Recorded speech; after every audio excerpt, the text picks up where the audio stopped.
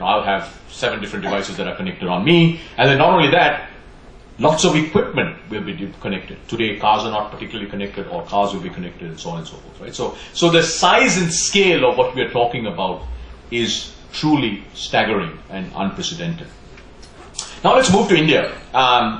India is accelerating, not surprisingly. Hopefully it's going to accelerate a little faster since May, we all hope. But when it comes to the internet, it's accelerating. It took 10 years for India to go from 10 million internet users to 100 million internet users. It took 3 years to go from 100 million internet users to 200 million internet users. Today, as we speak, India is adding 5 million new internet users every month. 5 million Indians are coming to the internet for the first time every single month. And even at the current growth rate, which should accelerate, which will definitely accelerate, and the growth of the internet in India is accelerating every month, we will have 500 million Indians on the internet by the year 2018. By the end of this year, India will become larger than the United States in terms of number of internet users. Because, the US only has 300 million people. And most of them are connected, and we're going to surpass that. By 2018, India will have almost twice the number of internet users that the US does. And to give you a reference point, China today has about 550 million internet users. So China will probably have 750, 800 million, right? So you're looking at almost half the country that will be connected onto the internet. A lot of people talk about what happened with the last elections and how urban India was mobilized using the internet. We haven't seen nothing yet in terms of what the internet can do to every aspect of life, of society, of business, and of governance. Right? Because when you've got 500 million Indians, so by the next election, we'll have almost more than a half a billion Indians connected to the internet. Can you imagine what that's going to do to the next election in terms of the kind of mobilization that parties can do, that leaders can do, and so on and so forth?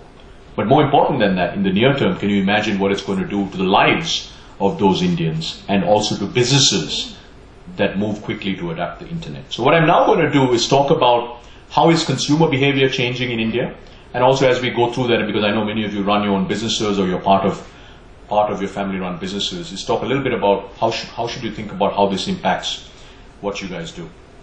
So I think the first thing that's important is the path of purchase has changed forever, right? It used to be you heard about a product either from family or friends, or you saw a TV commercial, or you read it on the Times of India, and then you went to a store and you bought a product. If it's a car, you went to a car dealership, you test drove a car, you test drove a couple of cars, you bought a car. If it's a phone, you went to a retailer, you bought a phone. Well, what's happened with the internet, the first important thing that's happened with the internet is consumers in India, much like consumers everywhere else in the world, are doing a huge amount of research. As Indians, we love research. We just love doing research. We want to know everything. Every feature, every price point, what everybody says about it. Actually, Indians like to do research more than the Americans. Not surprising. We just love it. 50% of car buyers in India last year researched what car, what model they wanted to buy extensively before they actually bought a car. Already. 50% of car buyers, right? There are several million cars sold a year. And this is, in pretty early days of the internet, because we've gone from 30 million users to 200 million users in literally 4 or 5 years. 7 out of 10 urban teenagers buy online already. Okay, they may not buy a lot, but they buy online. And there we have a large number of urban teenagers. What's also very interesting, if you look at a category like smartphones, 69% of Indians who bought a smartphone in the last 12 months decided what brand, what model to buy before they walked into a store to pick it up. So what does this mean if you're in business? Especially if you're in a business that sells to consumers. It means, number one, you've got to have a web presence. Number two, you've got to have a web presence that's very exciting. And number three, most importantly, you've got to give that consumer what they're looking for. Because if you're not on the web, or your web presence isn't really catering to what they're looking for, they will pick a different brand.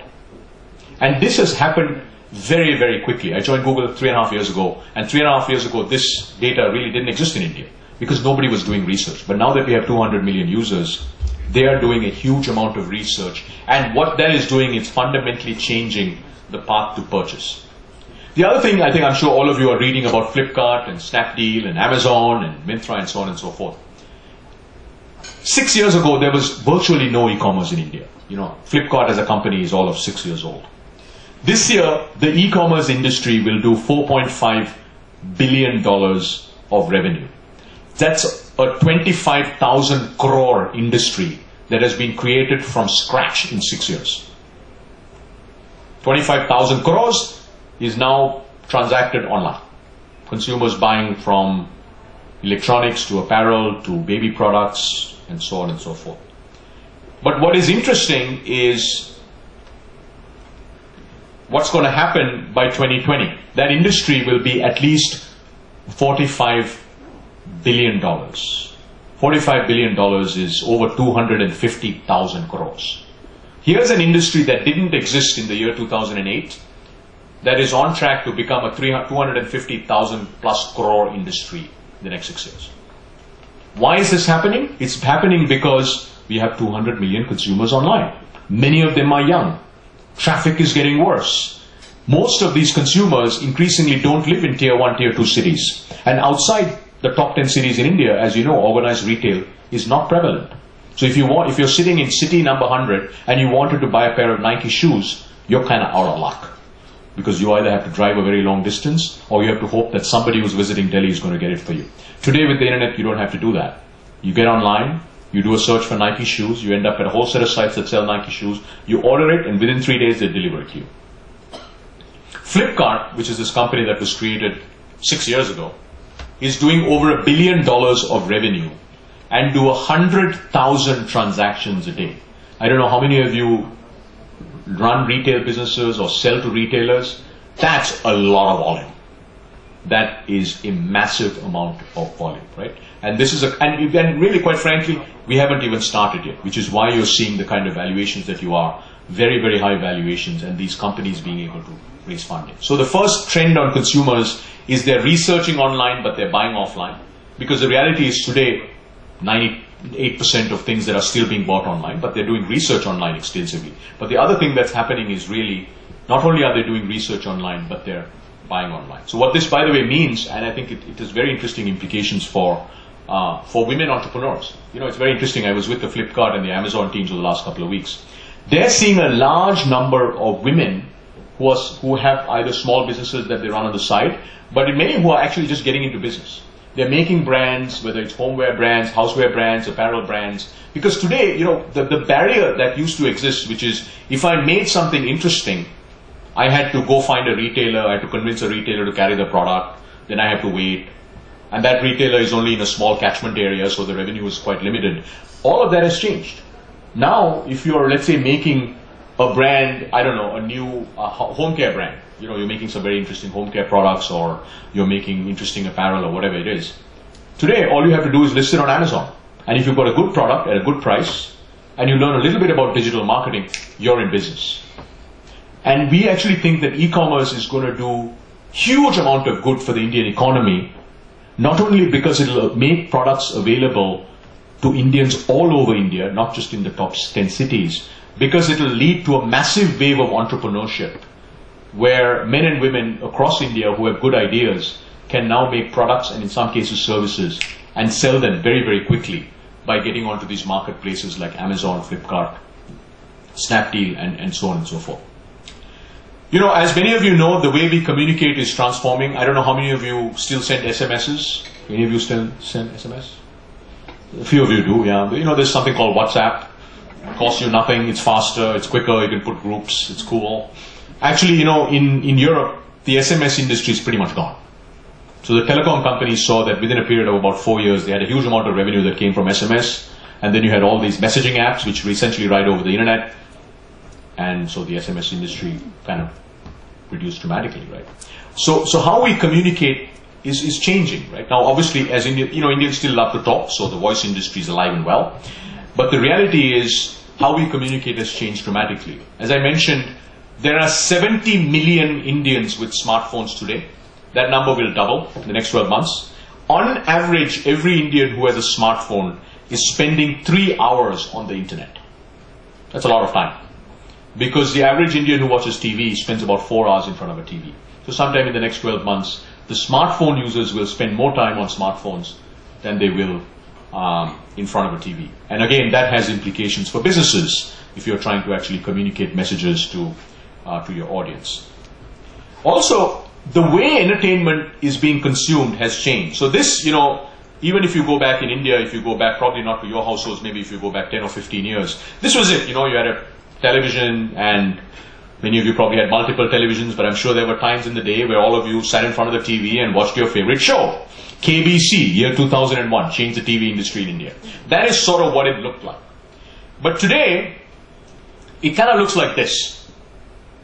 The television is on, my daughter who's 8 is always on her iPad. I'm on my smartphone, Radhika's on her smartphone or doing something else. So, what's happened is how we consume content and how we consume entertainment has changed pretty dramatically, right? And this creates huge opportunities and also challenges. Whether you're in the media industry or if you're in the product, if you're selling products and services to consumers, because you can't assume that consumer who was just glued onto that television set is just doing that, because now the consumers are getting even more fragmented and they're getting a lot more connected. The good thing about this is now you can target my daughter who's 8, because for sure she isn't watching TV. She's on her tablet, she's doing a set of things that either playing games or doing math apps or whatever it is, right? So that's so entertainment and how we consume entertainment has changed. I think the most important thing as we think about a country like India and what digital is doing to a country like India is empowerment. The internet is a very empowering medium, right? Most of India, as we know, is not empowered today. They're not connected, they don't have the knowledge, they don't have the means, they don't have access to education, they don't have access to healthcare and so on and so forth.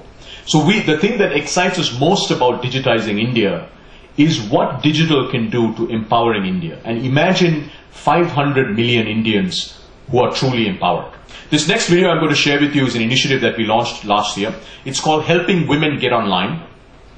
Out of the 200 million Indians, only 30% Indians on the internet, only 30% are women. In fact, India has a fewer percentage of women than even the Middle East.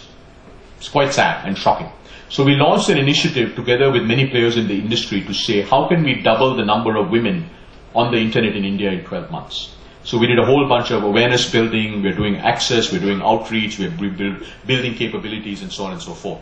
I want to share with you an example of one woman who was not on the internet. She's young, she's in Rajasthan, before and after, and what she has to say about what the internet has done to her, literally within months of her getting onto the internet.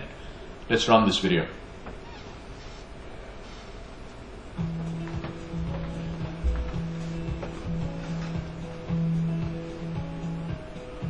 मेरा नाम राखी पालीवाल है। मैं 23 साल की हूँ। राजस्थान के ग्राम panchayat उपली order की उप सरपंच हूँ।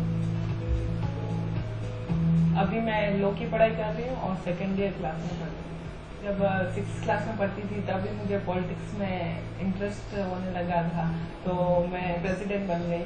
तो इस तरीके से मुझे इंटरेस्ट आने लगा, और जब इलेक्शन आया गांव का सरपंच का, तो मुझे लगा कि मुझे भी इसमें इन्वॉल्व होकर गांव की जो प्रॉब्लम है उनको सोल्व करना। कंप्यूटर जब देखा था तो मुश्किल लगा था कि इसे कैसे चालू करते हैं और इसको कैसे ऑन करते हैं, कहीं करंट तो नहीं आ जाएगा, तो इस तरीके से डर भी लगा था।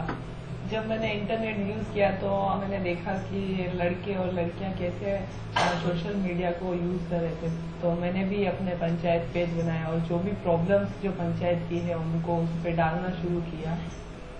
मेरा ख्वाब है कि मैं अपने गांव को एक रोल मॉडल के माध्यम से देखना चाहती हूँ। जितने भी लोग हैं वो इंटरनेट यूज करें और सीखें। जैसे किसी की बीमारी की प्रॉब्लम हो तो गांव वाले जानकारी ले सकते हैं कि ये बीमारी किसके कारण होती है। जो काम होते हैं, टिकट्स बुक करना हो, चाहे केस दर्ज करना हो, तो वो यहीं शुरू करना चाहती हूँ ताकि गांव के लोगों को बाहर नहीं जाना पड़े। आने वाली जो भी पीढ़ी है, तो मैं चाहती हूँ कि उनको इंटरनेट के बारे में पूरी जानकारी हो। ये भी चाहते हैं कि जितने लड़कियां हैं, महिलाएं हैं, वो इंटरनेट के बारे में जाने, तो उसको भी हम सिखाने का कार्य कर रहे हैं। मैं चाहती हूँ कि जो महिलाएं हैं वो बंदिश में नहीं रहें और अपना जो सारे जो सपने हैं उनको पूरा करें।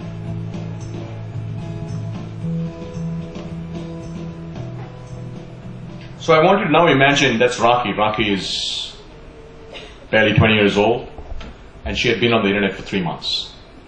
And we kind of did a lot of programs to actually get a lot of women in Rajasthan online. But now I want you to imagine what could happen to India if you had 100 million Rakis. 100 million Rakis. Actually, let's not even go there. Let's imagine an India with 1 million Rakis and what that would do to India as a nation, right? So really think of all the things we've talked about. The thing that at Google excites us most about digitizing India is what the internet can do to empowering India and to empowering the citizens of India. I'm going to wrap up with one last thought. I'm going to skip this bit.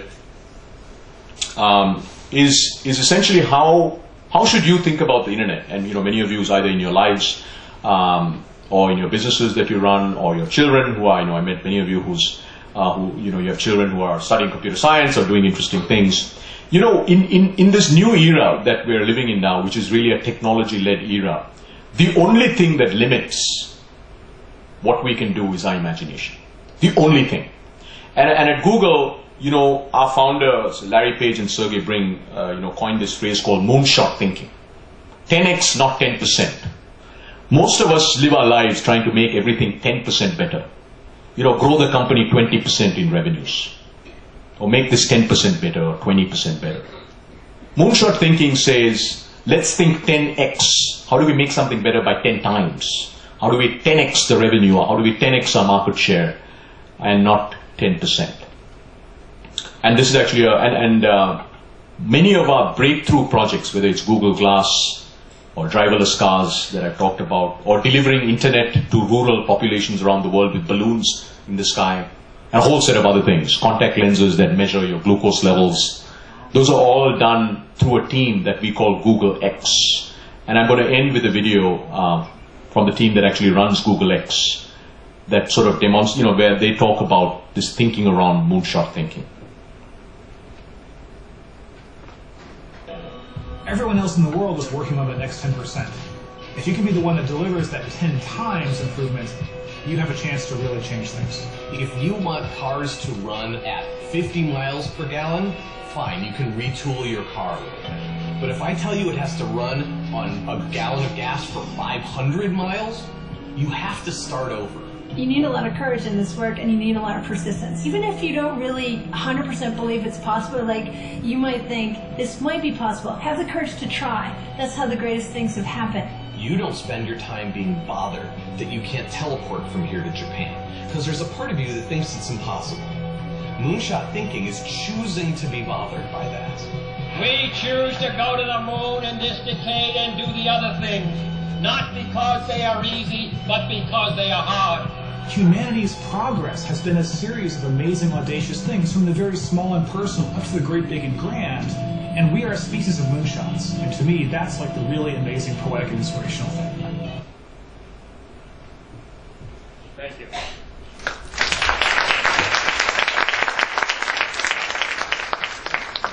Can I take some questions? Yeah. So, maybe you can use your mic. Do the mics work? I don't know if the mics work. Oh, there you go. I feel like I'm at the United Nations.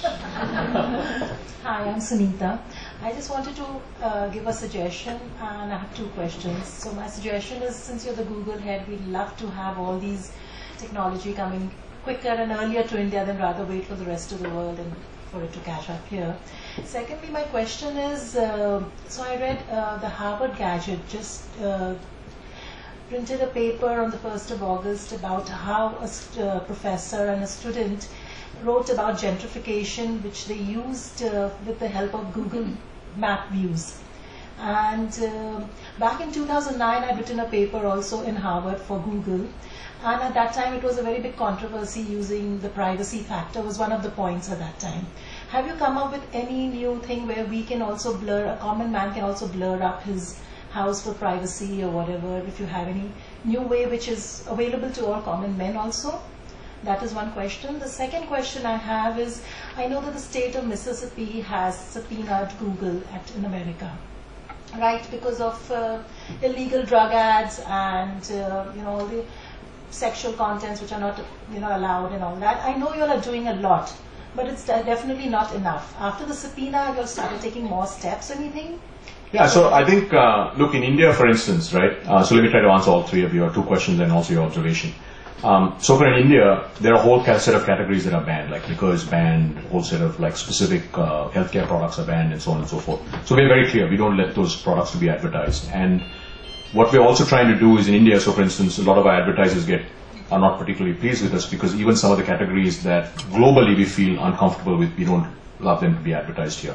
So what I can tell you on that point is we are very, very conscious, right? Obviously we want to make sure that the internet is a positive medium, not a medium where things happen that shouldn't be happening. So I'd say we are continuously working on that. But in India, we're very, very clear that because actually India bans many more products to be advertised than most other countries, right? And we comply with all of those rules, and I think that's the right thing to do, absolutely.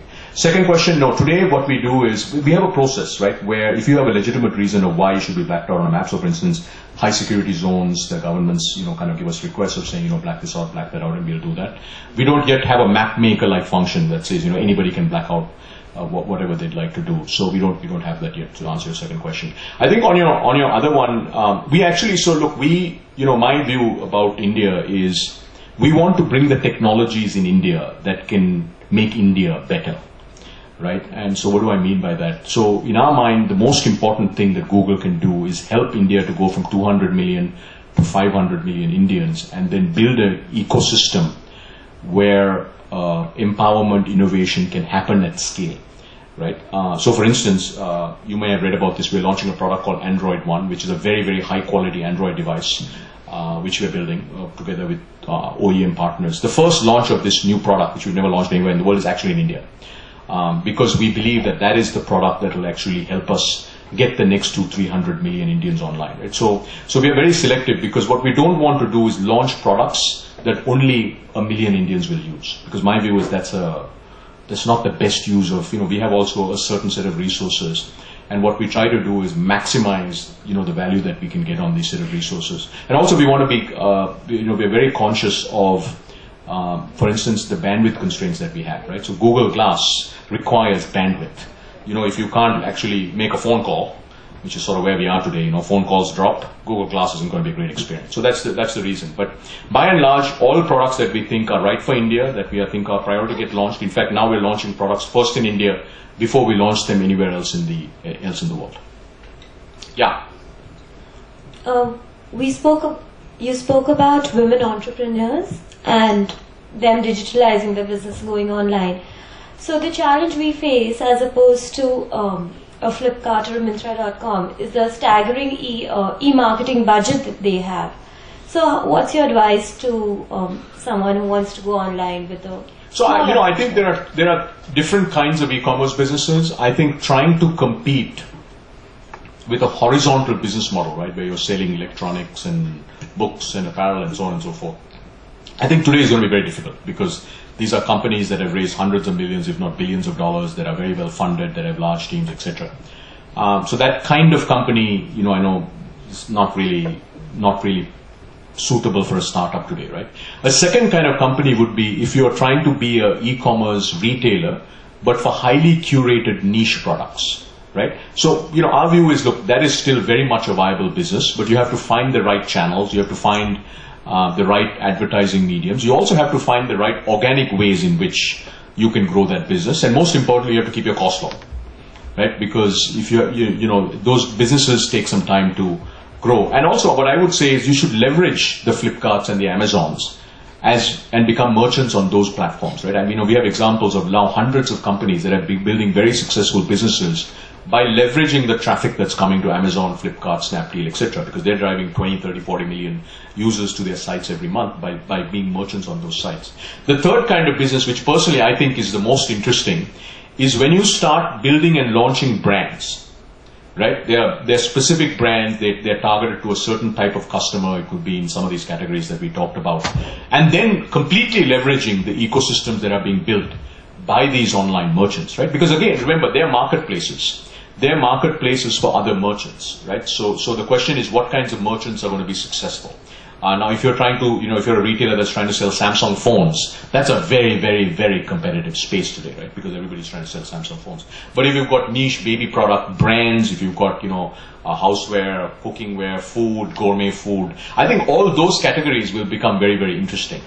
So I think the first thing is to think about, if you're building an e-commerce business, is what are you really trying to build? It's got to be a niche that doesn't head on. Niche, like say a home product business or something. Yeah, so you should leverage the marketplaces instead of trying to compete with them, right? So I would actually, and you should try this. You should create some stores in some of these marketplaces like Flipkart, Amazon, Snapdeal, and then, by the way, just like everything else, there's a science to how you win, even in that game. But I'd really encourage you to take a look at that, because we think these marketplaces will become very large-scale enablers for all kinds of new merchants to emerge. We're actually seeing that already. Yeah, lots of questions. Maybe I'll start here.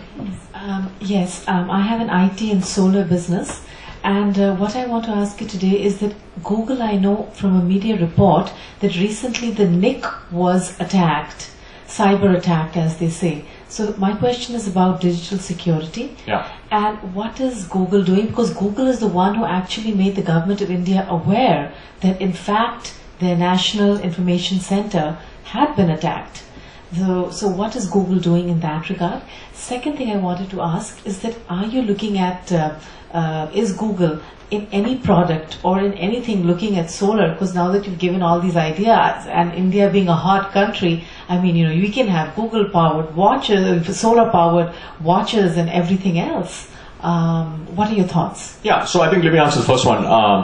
So security is obviously very, very important, and we have huge investments in security to make sure, most importantly, our infrastructure is secure, right? So that's the first step, is make sure our infrastructure is secure, and it does require large investments. In fact, we're doing massive amounts of hiring into our security teams. We are funding research both internally as well as in universities, the leading technical universities around the world, around the frontier of security. So I think that's one. But the other thing we also do want to do is make sure that when we see security breaches, whether it's with NIC or other governments or other countries or other companies, we let them know. But this is, it's going to be, the big battle over the next 10, 20, 30 years. Imagine 5 billion people being online, right? So cybersecurity becomes actually one of the most potent areas of security that you can actually worry about, and it's a huge priority. It's a huge priority for us. Look, in terms of solar, you may have read that Google Capital or Google has made investments in clean energy. A lot of it is because we believe that energy is another industry that, over a period of time needs to be disrupted, and in clean tech, both solar as well as other types of energy, we've had, there was a huge spate of investment in the US, but then it kind of dried off for various reasons, but now it seems to be coming back.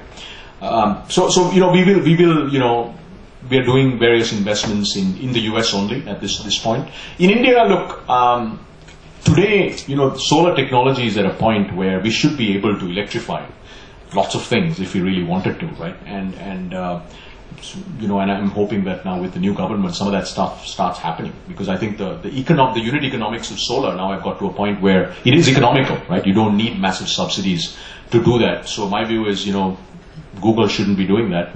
Entrepreneurs like yourselves should be doing that, enabled obviously by the government. And we are seeing some very interesting startups, that are doing things like wearables with solar. There's a company in Bangalore called Lumos. They make backpacks with a solar panel, so that you don't have to, your cell phones never have to run out of battery anymore. And, you walk around enough, it sort of charges. You can charge your phone, you can charge your laptop, you can, so on and so forth. So you can imagine that if you have these solar panels in housing and so on and so forth, right? So it's something that we're not directly going to be focused on in India, but clearly it's a massive opportunity for the country.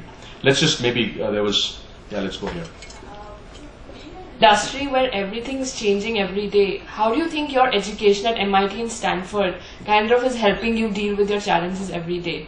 And my second question is what is happening on the technology for batteries? Because we have all these smartphones, but they all die, when we reach like half of the days. Is something happening on that? So I think the second question is easier. You should get yourself a Lumos bag.